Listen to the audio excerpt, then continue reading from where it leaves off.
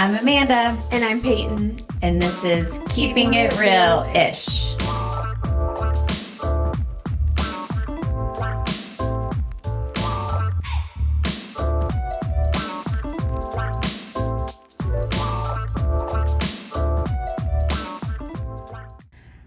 Hi guys. Hello.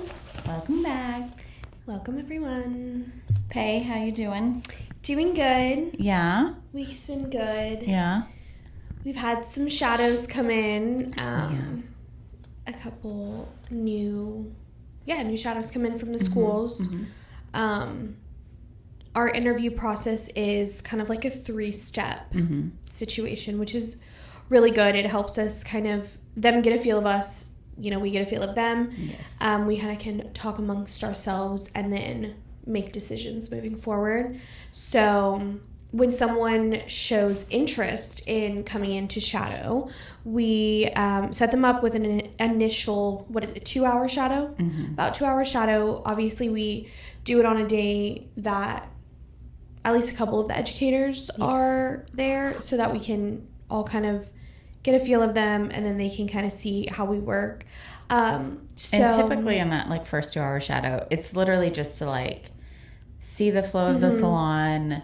I usually try to have one of the newer stylists or someone who is in the student program actually sit down and go over that with them. Yeah. So it's not just me telling them about it. It's somebody who's actually experiencing it. And I find that that's so useful because they will ask questions to those people that they wouldn't otherwise ask to me. Okay, how does it really work? What are the expectations? Right. That sort of thing. Yeah. And so also too, we're very open about any questions people have. So, them leaving knowing, okay, I asked every single question. Let me make sure that this would be the right fit. Because just as much as, in general, both parties want to really be confident in each other, if that makes sense. Mm-hmm. So we have an initial 2-hour shadow, and then after that, we end up sending them to our owner, and she typically does an interview, formal sit-down more interview. Of a formal, sit-down interview type of situation. And then after she kind of gets to see their vibe, then we send them into a working interview. So a working interview, it's typically a couple hours. We've done where we did a whole day. That was a little too much. So it's usually at least 4 hours. Yeah. Yes. So at least 4 hours. And again, at this point, if they have any remaining questions, we get to answer them. And then we really get to see what they work, how they work with us, and kind of almost their work style, I guess, in a sense. Yeah. So it's really nice. And then we'll sometimes kind of throw some stuff at them, help me hold foils, or let's power dry, or whatever. And then we can kind of gauge from there a little bit. Right. And I think it's just important for them to see a little bit further along, a little more of our day situation. Well, and I think it's good too because it allows, like you said, for them to kind of see what is the day-to-day for us. But then also we kind of go over how generally how things run. And so seeing how much their awareness is of let me sweep the salon to help out. Let me, go grab something. And like you said, if we throw something at them, kind of how the reaction and response to that is. Exactly. If it's going to we're a busy salon. So are they going to be able to kind of keep up? And Yeah. absolutely. Then I also think it's useful, and I highly recommend to salons, especially the salons that are in big metropolitan areas, they have to come to the salon 3 separate times. So they see what is that drive depending on where they live. Because we have a lot of people that commute. Right. So it's okay, doing it once, you're yeah, I could do that. But you do it a couple of times, and it's it gives you a little bit more of a true could I really do this? Exactly. So it is one of those things where it's nice to be able to kind of see them 3 different times in 3 different settings and kind of make our decisions from there. And then vice versa, of course. As much as we're picking them, they're picking us at the end of the day. So we've had a couple of shadows and interviews kind of going on. So potentially excited to see where that We're gearing up. We have like this summer we'll be able to start our next round of training. So we need some people coming in. And part of like how we get shadows is I actually have a relationship with all the local cosmetology schools, and I go and do any career fairs that they have, or I really enjoy going and doing like what they call like guest presentations and actually demoing some stuff for the students.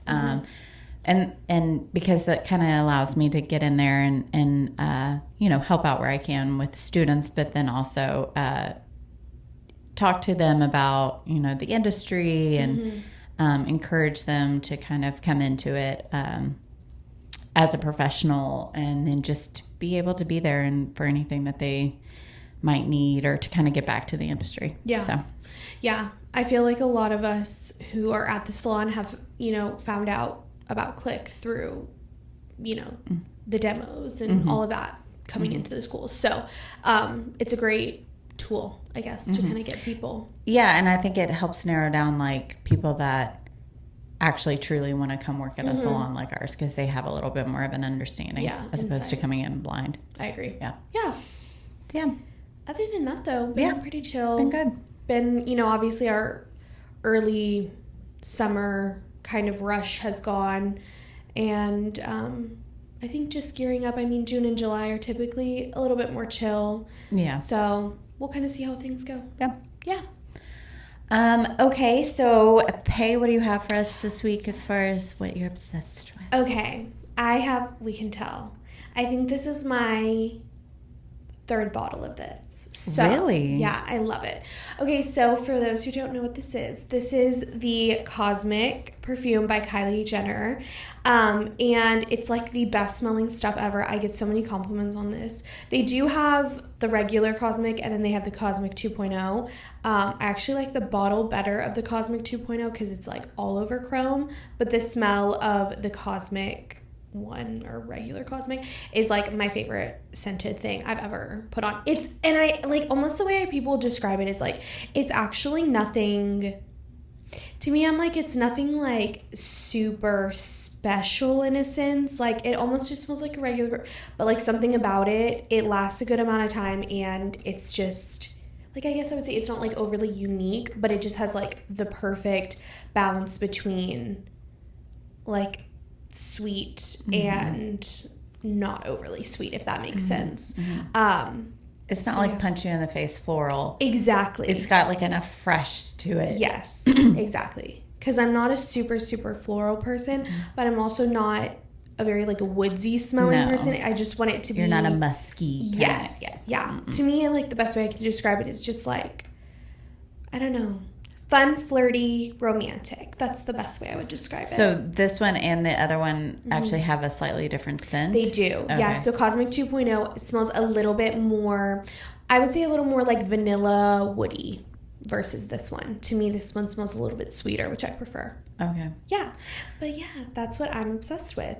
I've been obsessed with it. I think literally I'm on my third bottle. I find this bottle interesting.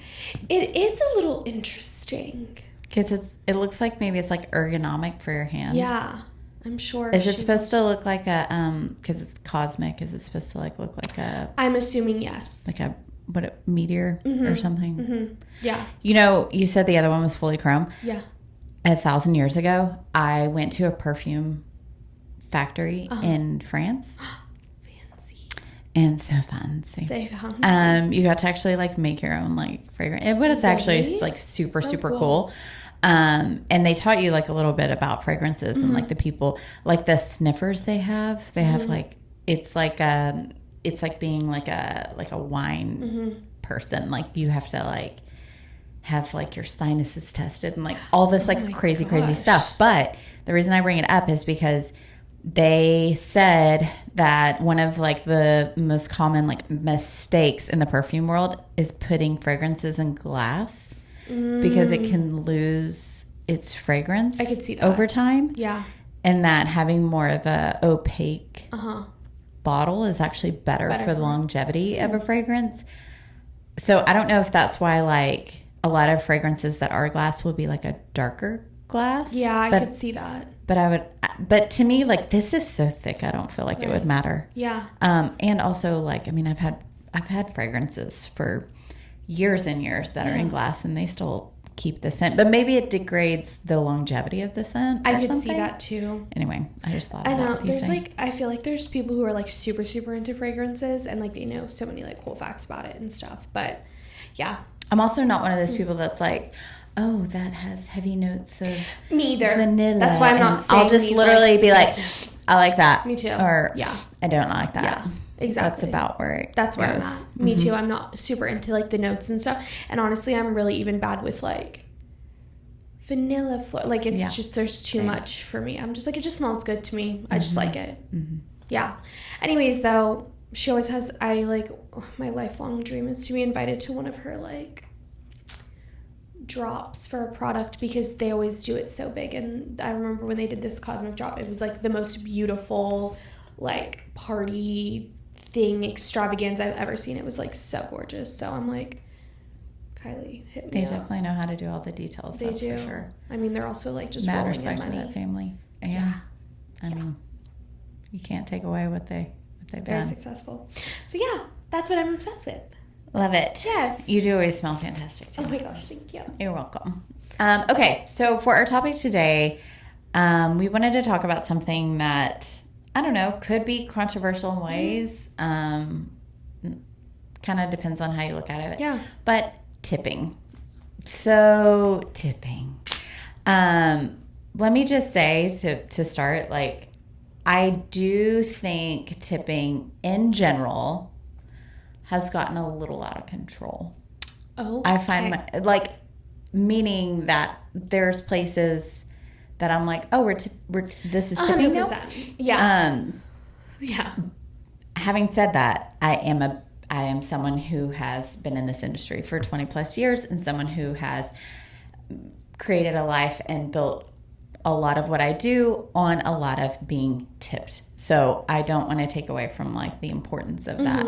I do just feel like sometimes it gets a little like, which is kind of why I wanted to talk about this, because I feel like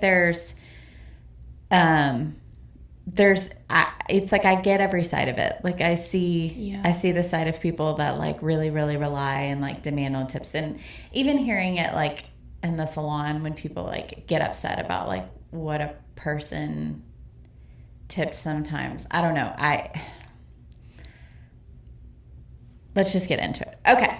So first of all, I read a bunch of articles about like just what people's thoughts were about this. So first of all, what I found, I'm curious to hear your thoughts. What I found kind of interesting was the amount of people who argued like the card versus cash approach, and how so many salons, whether it is like team salons where people are employee based or independent people that are out on their own, how much people, like some salons don't even like accept cards when it comes to tipping and that sort of thing.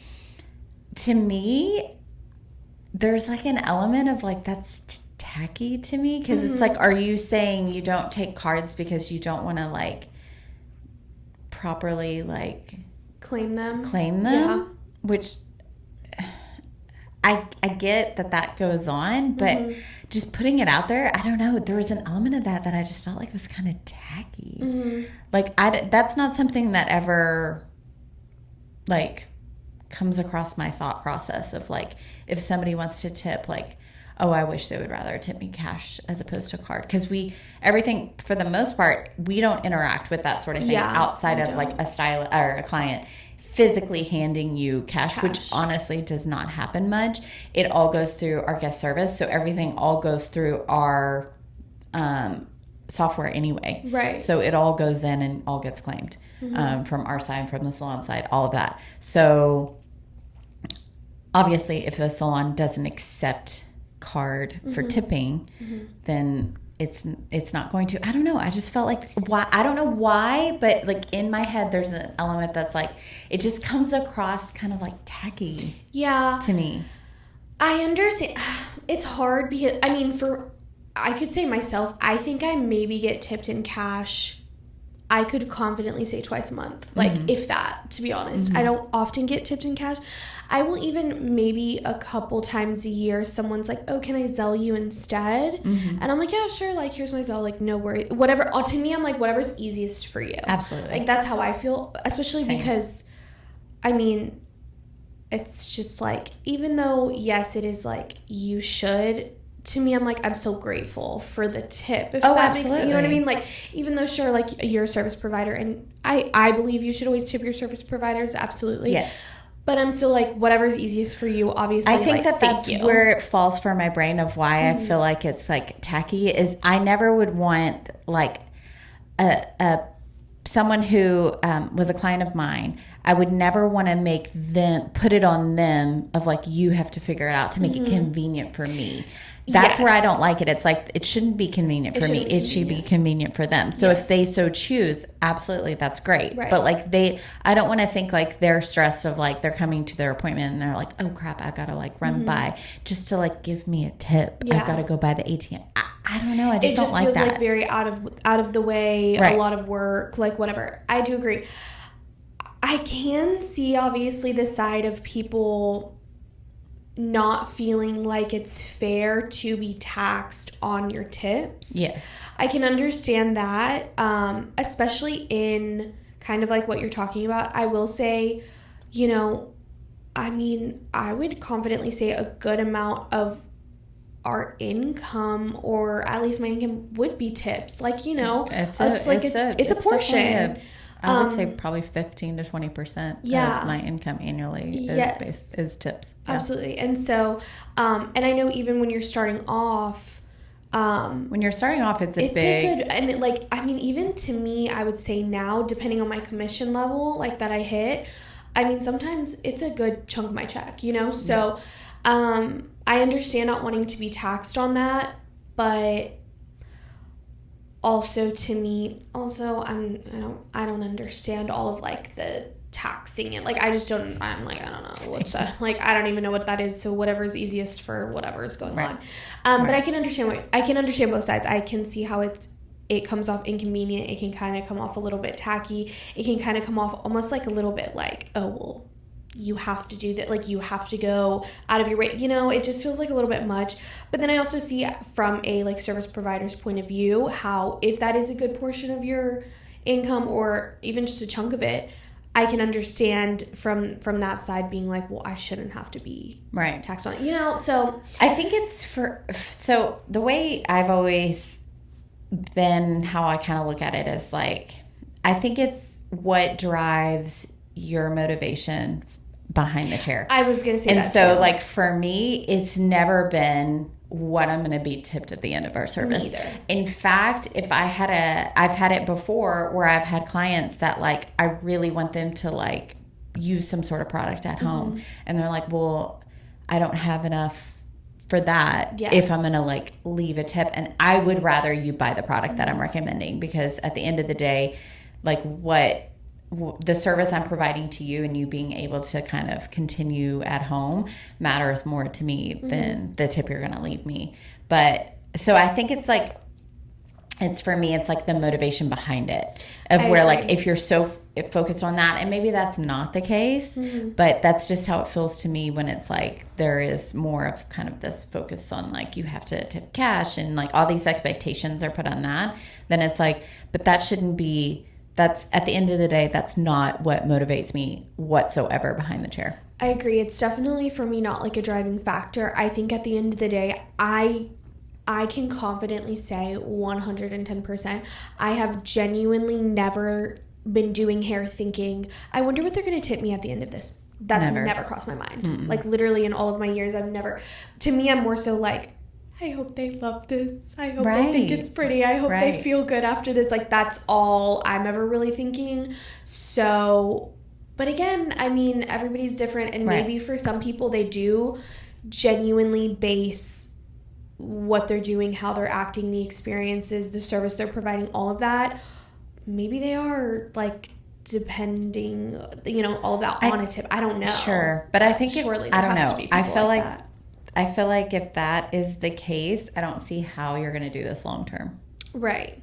Right. And maybe I'm wrong. Yeah. But if you're just focused on that side of it, Mm-hmm. To me, like, burnout is as simple as like investing physically, emotionally, and mentally into what you're doing and having a emotional return on the other side. And I just don't see how, just based off of like how much money am I making and how much am I getting tipped, is going to give you enough emotional return to keep you doing this long term. Yeah. So Yeah. But okay, so what I thought was interesting is pretty standard across the board. Anytime you look up like what's expected tipping wise, when it comes to like service industry, when it comes to hair, nails, and skin, it's typically 15 to 20%. But I don't know, like, I just as a patron of other services, I don't think I've ever like looked at percentages. I just tip like, I don't know. Like, I've never like thought about it like that. Like you go get your nails done. Yes. Like, say you go get your nails done, you're just like tipping a random amount. Is that what you're saying? Yeah. I always do like, but it's more. It's more than 15 or 20%. So like if I go get a pedicure. Say it's $50. What are you like normally? What are you gonna like $20? I'm gonna start coming to do her toes. That's I don't know. I actually don't know what 20% of 50 is. Yeah, that's not math. That's not math. That's not our strong suit. I normally just calculate.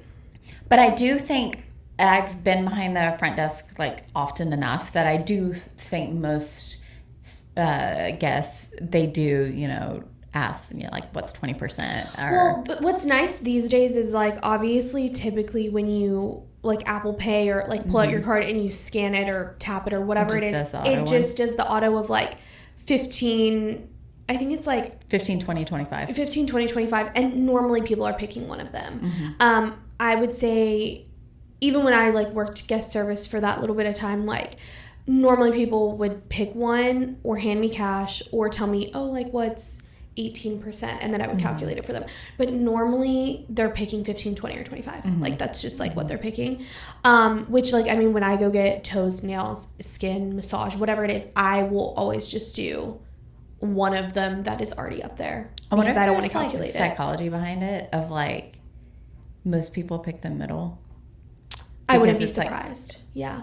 I bet. I wouldn't be surprised. Yes. I bet that's why they do 3. To me, anytime I go anywhere and get a service done, I am tipping anywhere from like 20 to 25%. Yes. So, if I tip 15%, it's because it's the worst service that's ever happened. And I'm never going to not tip. So like if I go to a restaurant or something and it's just like terrible service, if it's some other element of like the food was bad or something else was wrong that has nothing to do with like service, that's not going to affect how I tip. But if it's like a service thing, like if I'm tipping 15%, that means you've pretty much been like, it's been the worst experience that could possibly happen. Same. I would never like just not. But yeah, I mean, typically it's, I tend to over tip. I could see that. Normally I typically do 22%. I don't really know why, but I'll just calculate that.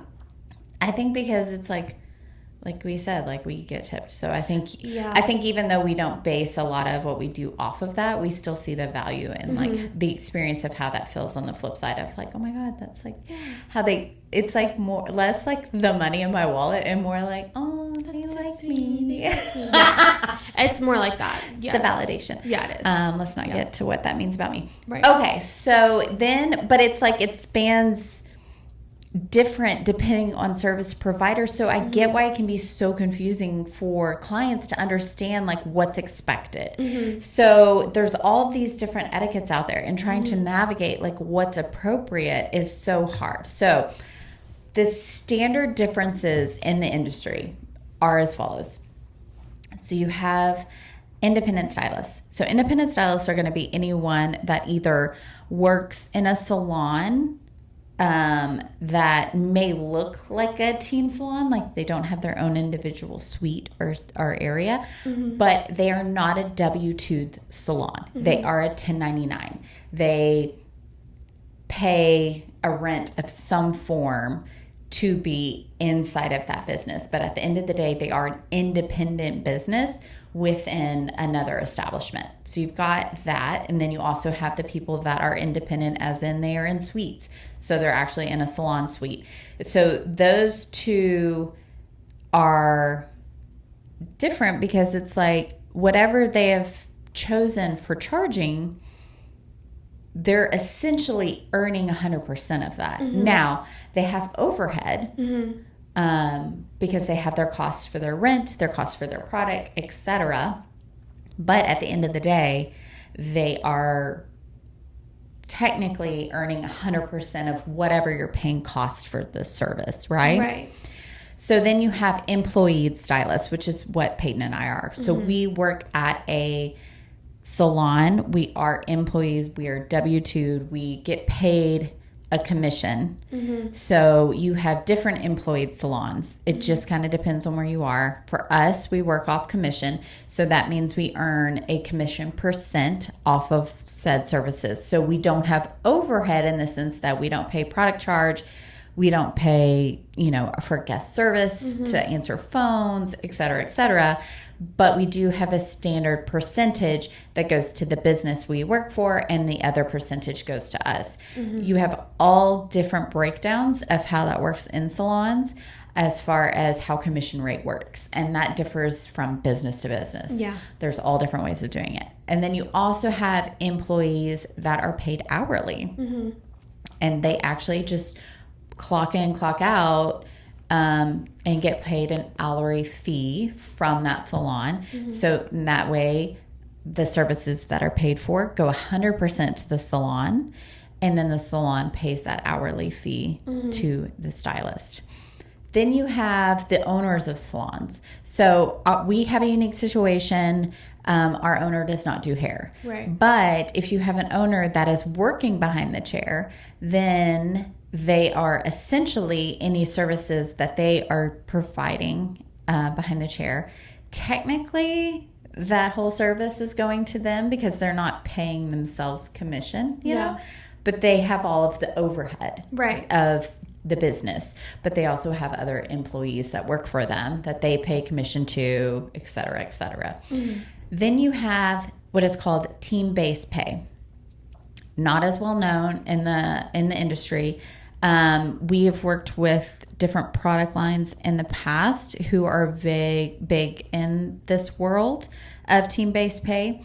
I have like this much knowledge in it, so I'm not like the most educated when it comes to it, but my general understanding of team-based pay means you work in a salon and you're paid a rate based off of the overall team benchmarks. Okay. So meaning as long as everyone is bringing in a certain amount of service, selling a certain amount of take-home product percentage, reserving a certain amount, and or retention a certain amount. I don't know if it varies depending on salon to salon, but you're paid based off of those percentages being hit.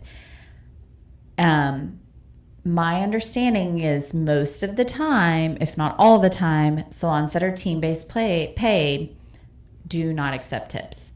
Okay. So it's known, and typically if a salon does not accept tips, they're going to have verbiage everywhere. Yeah. You're going to see it on their website. It's going to be on their social media. They're probably going to have, what are they called? Like when you have a sign out. But there's like a word for them. Doesn't matter. They're going to have signage up that's going to let you know, like, we don't, no tipping at the salon. Because the general idea behind that is kind of like we talked about, is that the salon doesn't want the motivation to be behind tipping. It wants to be behind hitting those benchmarks across the board and encouraging everyone to hit those benchmarks. Because if we're at that place and you hit those benchmarks, and I don't, that means I affect your pay. Yeah. So that's kind of the general way of going about it. So it's interesting because there's arguments I've heard before of like people not tipping owners because it's like you set your pay. Like, so if you're kind of like, you're earning the money off of this. But I don't think a lot of times it's like, where it's like, no, they don't accept tips. But I definitely think a lot of people as guests of those people kind of view it like that. And then I think it's kind of, you get different reactions when it comes to like independent employees, as far as our independent stylists, I should say, as far as like people actually tipping them, whether they do or don't. I feel like for me as a service provider, or if I were, not a service provider, if I was actually going and receiving a service, I feel like I would probably tip no matter what. I probably would.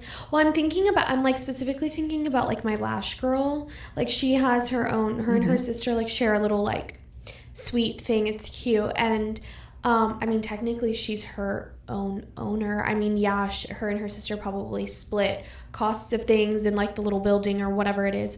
But like technically she is her own owner. I know everything I'm paying her, technically she 100% gets, but I'm also like, you own this whole little building, you have all of this stuff you have to get, so like I'm still tipping her 20% or more or whatever. The way I kind of look at it is, if you're going and they don't have a no tipping policy, then they have taken into account that most people are going to tip them. Yeah. And based their prices as such.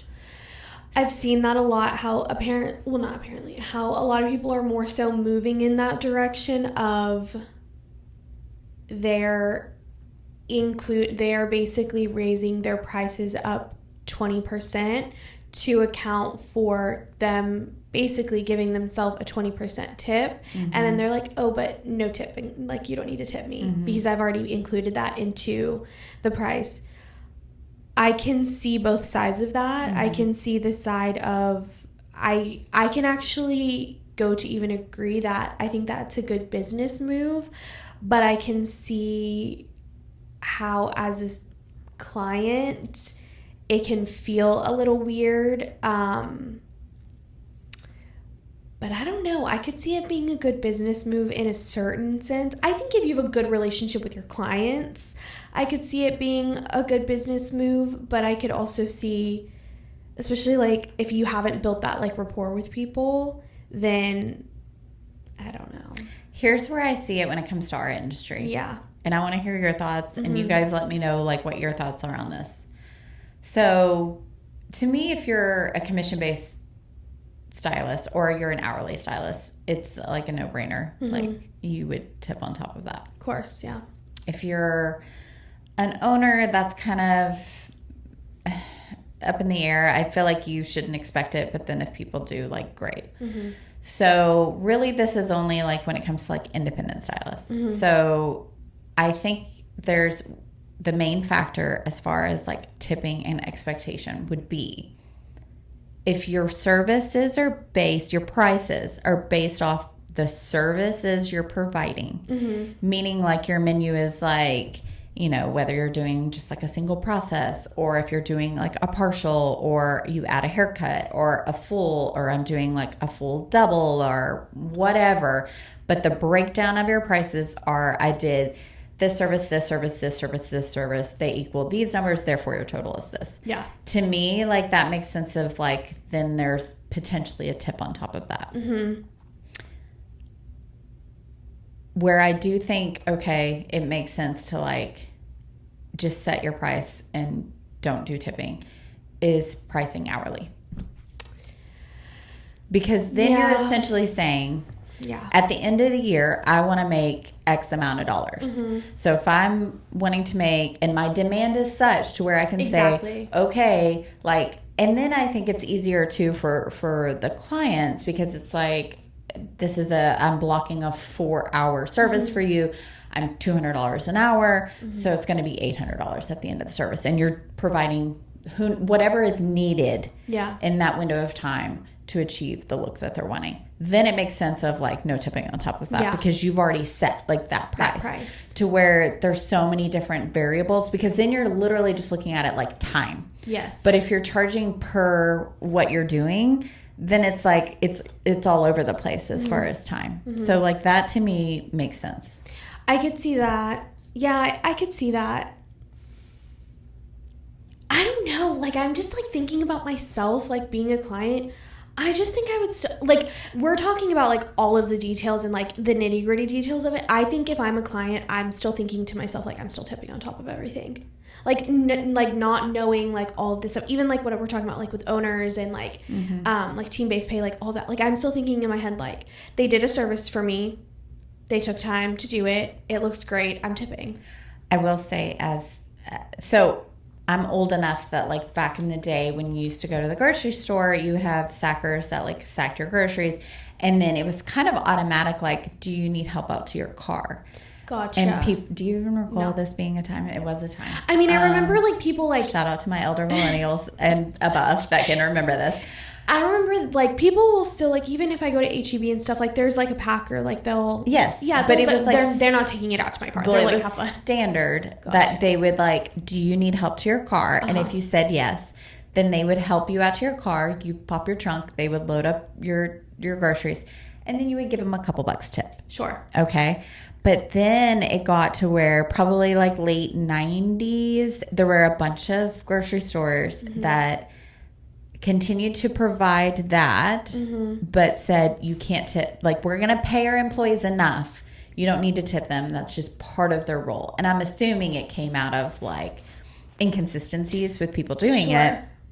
And so that was kind of the solution. Well, and it's interesting because now it's kind of evolved to where like it's not really done. Not done, but like even like HEB like pickup orders or whatever, like they'll come and load all of my stuff, but they don't allow you to tip them. So yeah.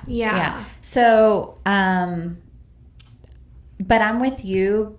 At the end of the day, like I prefer to tip. Yeah. And so I would rather have the option. Yeah, me too. I feel like it's a little awkward. Like I want to show my appreciation in that way. I understand what you're saying kind of about like the hourly situation. I can see how like if they set their prices so much that like they know exactly, like sure, but I'm just like still thinking to myself, I'm like, even if someone did do that, I think I would just like still want to tip. Like I like the option of tipping when it's something that I feel is like tippable, if that's like standard, except like you're the exception of where you don't, right? Like especially like a team-based place or somewhere where it's like, it's kind of standard to tip here, but this salon doesn't do that. It is, to me, it's almost like more awkward. It's more awkward, for the person, because I think anyone knowing that they're going to get lashes, nails, skin, massage, whatever, hair, whatever it is, like whatever, I think you're gonna tip. Like I think like most people know you go into those. To me, any luxury service, you're typically going to tip. But what I'm curious about, and guys, please like write in or email or whatever, because I'm so curious about this and other people's thoughts, depending on where you go. Like, so like Botox and injections. Yeah. They don't do tipping. It's like standard to not. Yeah. And it's interesting because it's one thing like when you go to like a doctor's office or a plastic surgeon or somewhere like that where like there's no tipping that happens, period. But if you go to like a med spa, like their estheticians will get like a tip. But then if you're strictly doing injections, like they don't even like offer it. It's just like a standard, like you don't do it. I almost wonder if it's like, because that feels more like medical. Maybe. Does that maybe feel more like medical? Because I'm thinking if I got Botox versus if I got like a facial, I think I would obviously probably tip more on facial, but I wouldn't tip on Botox. Right. Yeah, I don't know, but it's it's interesting. Like, I remember when I got my lips done, I was texting and I was like, do I tip them? Even when like cleaners come over and like clean my house or my apartment, I'm like, do we tip them? I don't. But I do. Oh, really? Every time? Yeah. Oh, okay. But I don't know. But that's what I'm saying. Like, I tip them at Christmas. That's nice. I'd like double the whatever we normally pay. Like I just pay on top of that. I always have. Because to me, that's like back to like the hourly. Like, it's like you're charging for what, and that's kind of like they assess my house and okay, here's how much it's going to cost to clean your house. I don't know. It's interesting. It is interesting. And I feel like everybody had a different opinion. I mean, because like there's times where people go to like Starbucks and stuff. I don't really want it to like my barista for making my caramel macchiato. I don't really want to do that. But like I sometimes will, sometimes I won't, like whatever. I'll do like a buck or two. Yeah. To me it's kind of like a bartender, like same thing. It's like a couple of bucks per drink or whatever. I mean they are working their tails off. They are. So, but I don't know how that works. Like, with the waiter, like they're not really making much hourly. $2 an hour, and then they get so it's all tips. I'm assuming with a barista. I don't know. But do you tip one to go? Sometimes yes, sometimes no. Oh, okay. If they're walking it out to my car, like I'm doing curbside, like I'm thinking of Olive Garden, I'll tip them like $2. I love that you're thinking of Olive Garden specifically. Is that just because they don't offer DoorDash or yeah, they kind of don't. Yeah, but like that's what I'm saying. It's so like it just depends. Yeah, so much of it depends. I'll do like a couple of bucks, but I also don't know how it works in those situations. Like, do they tip out?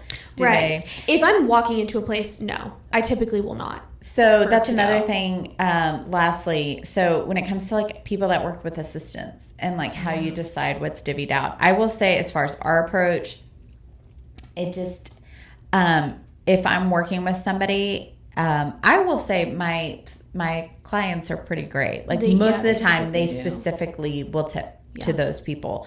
But if they don't, on the backside, we do. So if you're working with somebody, I make sure a percentage of that goes to them because they are on hourly. Right. And so, I think you don't always know. I feel like standard practice as like, for me, as somebody going into a business as the customer, if it's not plain and written out, I just make sure to like divvy out accordingly. So I'll make sure a little bit goes to somebody who may be assisted in the situation, and then like if I'm picking up to go food, I'll leave a little bit because I don't know if like they tip out to those people. So if they're working that day, are they still getting tip out from everybody else? I don't know. So I will throw a few bucks out there. Yeah. At the end of the day, it's some people are going to tip, what is quote unquote standard. Other people will not. I just think it's some people find obviously the value in tipping certain areas and people find the value of not. Like there's just so much. And it's like, it can be a cultural thing. Yeah. Because you go to like, we're in Texas. So like if you go to Mexico, I always bring a lot of extra cash and anyone I interact with, I tip because that's so appreciated there. But then like you go to Europe and they don't. You don't tip at all. So it's so interesting. It's interesting. It's just kind of an interesting. Yeah. So let us know what your thoughts on as far as like behind the chair tipping or as, the person getting the service. Yep. What you're, is it normal? Is it whatever? Yeah. All right. Anything else? That's all I have. All right. Well, till next time, keep keeping it realish.